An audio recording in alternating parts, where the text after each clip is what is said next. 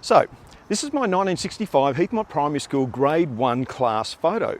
And I'm telling you, I could name every single kid in that photo, every single one, except her.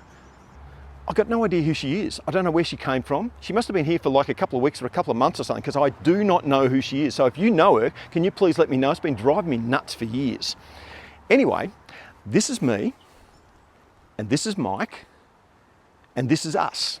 And us is a pretty good description because we were inseparable as kids growing up. We pretty much came as a package deal. We both lived on Canterbury Road, and both of our house numbers added up to 10. He was 217 and I was 73.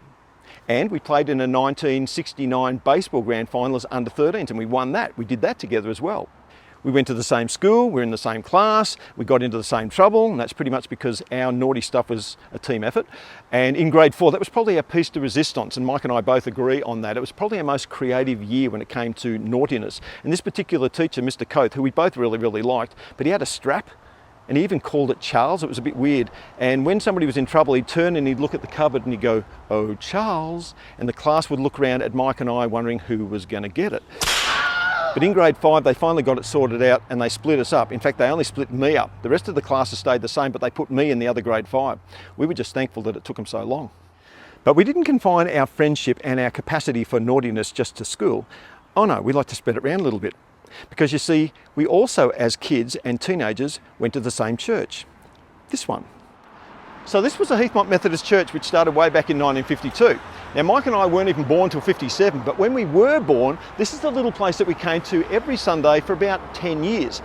And we started our life of naughtiness fairly early, because I remember when we were about 10 years old, down the back hall there on a Sunday afternoon, we worked out that we could pull out the louver windows and climb through and have a game of soccer. So we went in there, but when we went in there, the piano was in the way. Well, nobody told us that you were meant to push a piano from end to end rather than straight on. And when we pushed it, it went straight down, kaboom, and left a great big gaping hole in the floor. And like good young 10-year-olds, we took off. 10 years later in 67, just after they had built the new road here with the 3 lanes both sides, because it used to be just 1 lane both sides, they built this. It was actually pretty impressive for its time.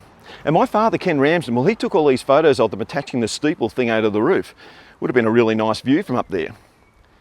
And at some stage, Mike and I looked at each other, shrugged our shoulders and went, "So why would you waste a perfectly good view?" So we started circumnavigating the church looking for a place where we could get up. And on the north face, we found a place that would get us to the summit. And when we got up there, we were not disappointed whatsoever. It was actually fantastic. You had the Shell service station and the old caravan place beside it, all of the bushland behind the shops where we used to set off fireworks twice a year too. A lot of things have changed over the last 55 years. And after getting on top of the church a stack of times over the next few weeks, we started to realise something. And that was the fact that as people walked past the church on the footpath, nobody ever looked up. Nobody ever looked up. It was like we were invisible. And then a little bit of local knowledge kicked in, because you see, there was this tree in the church property that had berries this big.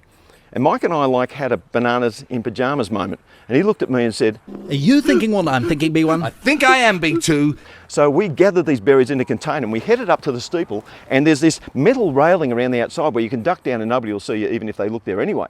And we started pinging berries at people. It was hilarious, and we even hit them sometimes. The funniest thing was when they got hit and they'd look around trying to see where it came from. Where's the last place you're going to look? At the top of a steeple on a church. We had so much fun. Of course, now we're grown up and we look back on that with great memories. I don't even know if you'd even be able to climb up on the roof these days, but that was a fantastic time with Mike and I in our friendship.